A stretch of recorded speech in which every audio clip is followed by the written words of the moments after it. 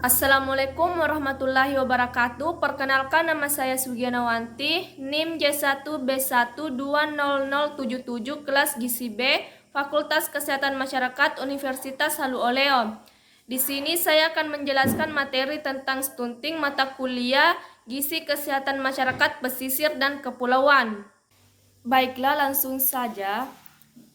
Stunting adalah sebuah kondisi di mana tinggi badan seseorang ternyata lebih pendek dibanding tinggi badan seseorang lain pada umumnya atau yang seusianya. Adapun penyebab stunting yaitu kurangnya asupan gizi dan buruknya status infeksi.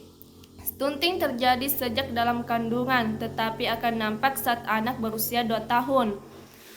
Adapun dampak stunting yaitu mudah sakit, saat tua berisiko terkena penyakit berhubungan dengan pola makan, fungsi-fungsi tubuh tidak seimbang, mengakibatkan kekurangan ekonomi, postur tubuh tidak maksimal saat dewasa.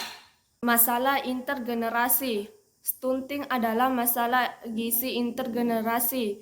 Kualitas kehidupan sekarang ditentukan oleh kualitas kehidupan sebelumnya. Yang pertama, calon ibu stunting berpotensi melahirkan bayi stunting, termasuk calon ibu KEK yang tidak mengubah pola makannya saat hamil. Yang kedua, begitu juga faktor sosial budaya yang ditentukan antar generasi, kemiskinan, kekurangannya akses kebutuhan dasar, ketidakmampuan menyediakan pangan bergizi bagi keluarga, serta kondisi lingkungan yang tidak mendukung membuat masalah ini sulit diintervensi dan sulit berlanjut.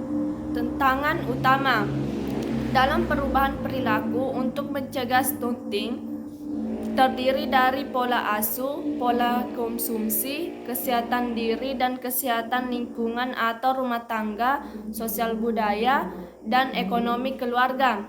Yang pertama, pola konsumsi.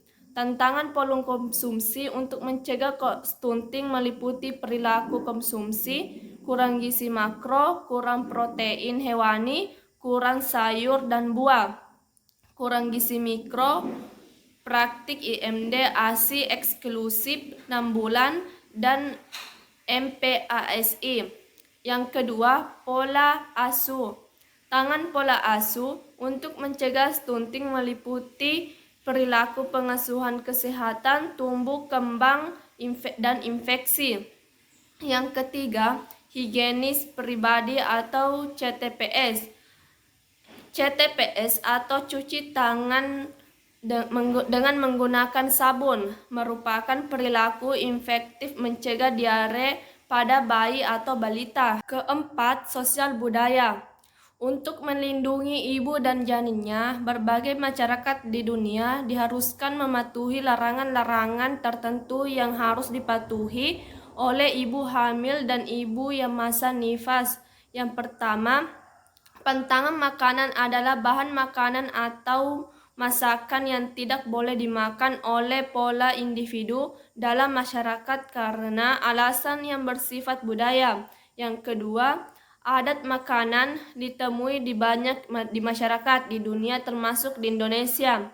Misalnya, di kalangan wanita Sunda, perempuan di Kepulauan Sandihe dan Talaut, perempuan di Kepulauan Maluku Tengah, dan perempuan di Rawabogo, Bekasi.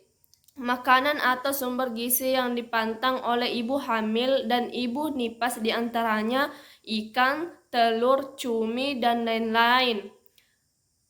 Yang kelima, ekonomi keluarga. Pekerjaan orang tua akan menentukan pendapatan keluarga dan dapat berdampak pada kesehatan keluarga. Yang keenam, pelayanan nakes atau bidan. Hampir 90% ibu hamil memilih bidan untuk memeriksa kehamilannya. Diharapkan dapat mengedukasi ibu hamil mempraktikkan pola asuh dan pola konsumsi yang baik dan benar. Bidan merupakan salah satu sasaran dalam upaya perubahan perilaku. Higienis lingkungan rumah tangga. Dari data WHO 2012, infeksi diare mengancam kehidupan 1,87 juta anak balita setiap tahun di seluruh dunia. Untuk Indonesia, WHO memperkirakan setiap tahun sekitar 31.200 balita meninggal karena diare. Artinya, lebih dari 31.000 anak di Indonesia tidak dapat merayakan ulang tahunnya yang ke-5 tahun. Dengan demikian adalah mandatori untuk memasukkan faktor kontekstual ke dalam program perubahan perilaku untuk pencegahan stunting, meliputi air bersih, jernih, tidak berasa, tidak berbau, jamban leher angsa, berpintu, berdinding kuat, dan beratap, dengan tangki septik tidak bocor, dikuras terjadwal, jarak minimal 10 meter dari sumber air rumah sehat, cukup ventilasi dan cahaya alami.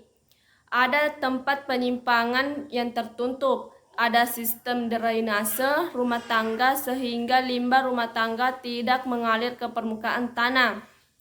Rumah sehat adalah sebuah rumah yang dekat dengan air bersih, jarak dari tempat pembuangan sampah lebih dari 100 meter, dekat dengan sarana pembersihan, berada di tempat di mana air hujan dan air kotor tidak bergenang. 5 faktor penting yang harus diperhatikan untuk membangun rumah sehat antara lain: 1. Sirkulasi udara yang lancar. 2. Penerangan sinar yang memadai. 3. Air yang bersih. 4. Pembuangan limbah yang terkontrol. 5. Ruangan tidak tercemar. Mungkin hanya itu yang dari saya. Sekian dan terima kasih. Wassalamualaikum warahmatullahi wabarakatuh.